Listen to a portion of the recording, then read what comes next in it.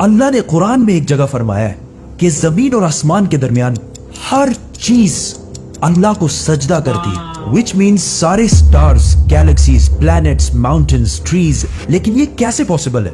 सजदा तो इस तरह होता है। और कभी स्टार्स और प्लैनेट्स को हमारी तरह इबादत करते हुए किसी ने देखा है? लेकिन अल्लाह ने कुरान में बार बार कहा है कि ये सारी चीजें अल्लाह की इबादत करती हैं। तो यूनिवर्स के इन सारी चीजों में कोई ना कोई बात कॉमन, एक जैसी जरूर होगी।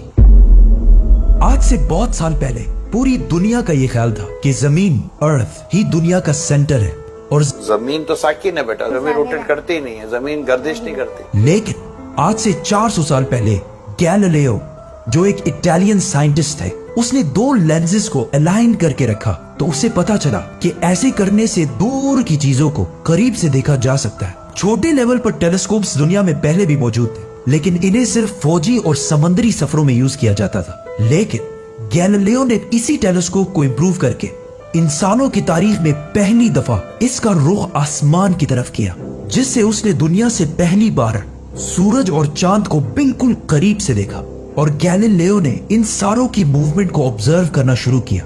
1300 दुनियाओं को अगर मिला लिया जाए, इससे एक जुपिटर बनता है। गैलीलियो ने देखा कि ये भी बाकी प्लैनेट्स की तरह गोल है, लेकिन जुपिटर के ऊपर जो लाइट है वो महीने के डिफरेंट दिनों में बिल्कुल बदल रही है। और उसने देखा कि वीनस और सैटर्न का भी यही हाल है।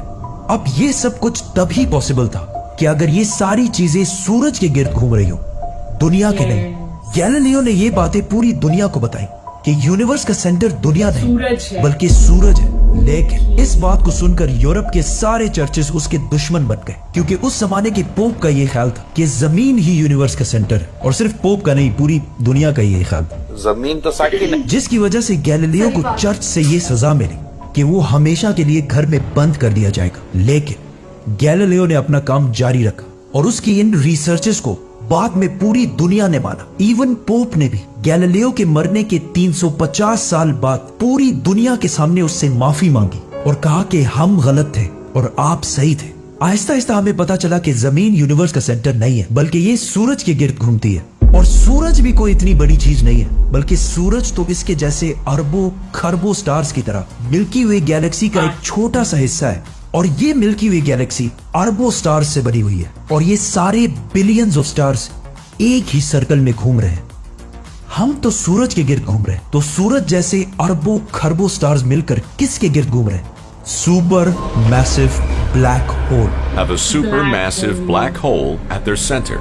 इस ब्लैक होल ने, जो हमारे सूरज से 40 लाख टाइम्स बड़ा है, ने पूरी गैलेक्सी को एक गोल सर्कल में रखा हुआ है। जिस तरह हमारे सूरज ने जमीन, जुपिटर, मार्स, इन सारे प्लैनेट्स को एक सर्कल में रखा हुआ है। लेकिन ये गैलेक्सी भी कोई इतनी बड़ी चीज नहीं है, बल्कि ये लाखों और गैलेक्सीज को मिलाकर एक छोटे से क्लस्टर का एक छोटा सा हिस्सा है। ये लाखों गैलेक्सीज मिलकर एक क्लस्टर बनाते हैं और ये क्लस्टर भी कोई इतनी बड़ी चीज नहीं है, बल्कि इस जैसे लाखों क्लस्टर्स मिलाकर एक सुपर क्लस्टर बनता है। और ऐसे हजारों सुपर क्लस्टर्स और भी मौजूद है। अब आपने ये नोट किया कि इन सारे स्टार्स, गैलेक्सीज, प्लैनेट्स में एक चीज कॉमन है कि इस पूरे यूनिवर्स में हर चीज किसी न किसी दूसरे ऑब्जेक्ट के गिर्द घूम रही है। और जब रसूलुल्लाह सल्लल्लाहु अलैहि वसल्लम भी आसमानों की तरफ गए तो उन्होंने बैतुल मामूर में फरिश्तों को नमाज पढ़ते हुए नहीं देखा, वो भी किसी चीज के गिर्द घूम रहे थे। लेकिन घूमने का इबादत से क्या ताल्लुक है? अल्लाह ने तो कहा है कि ये सारी चीजें इबादत करती हैं।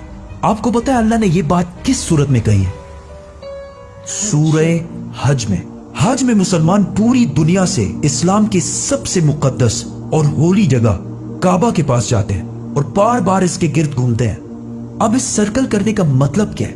जब मुसलमान काबा के गिर्द घूमता है तो वो उस वक्त अकेला नहीं घूम रहा होता, बल्कि चांद, प्लैनेट, स्टार्स, गैलेक्सीज, क्लस्टर्स सारों के साथ एक ही इबादत में शामिल हो जाता है। तो ये सारी चीजें हमारी तरह इबादत नहीं करती, बल्कि हम मक्का जाकर इनकी तरह इबादत करते हैं। लेकिन इस आयत में तो लिखा है कि ये सारी चीजें अल्लाह को सजदा करती हैं। सजदा का मतलब सिर्फ हमारे वाला सजदा नहीं है, बल्कि अल्लाह के निजाम के मुताबिक चलने को भी सजदा कह सकते हैं। लेकिन अल्लाह ने इस आयत में सिर्फ स्टार्स, गैलेक्सीज और प्लैनेट्स का नहीं कहा, बल्कि हर चीज, पहाड़, दरख्त, जानवर, सब का कहा है।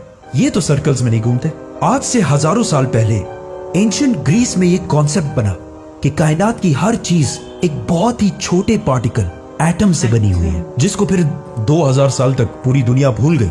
लेकिन आज से 200 साल पहले इस कॉन्सेप्ट पर रिसर्च दोबारा शुरू हुई और साइंसदानों की रिसर्च से पता चला कि एटम सबसे छोटा पार्टिकल नहीं है, बल्कि इसके अंदर और भी पार्टिकल्स हैं, जैसे प्रोटॉन्स, न्यूट्रॉन्स, इलेक्ट्रॉन्स।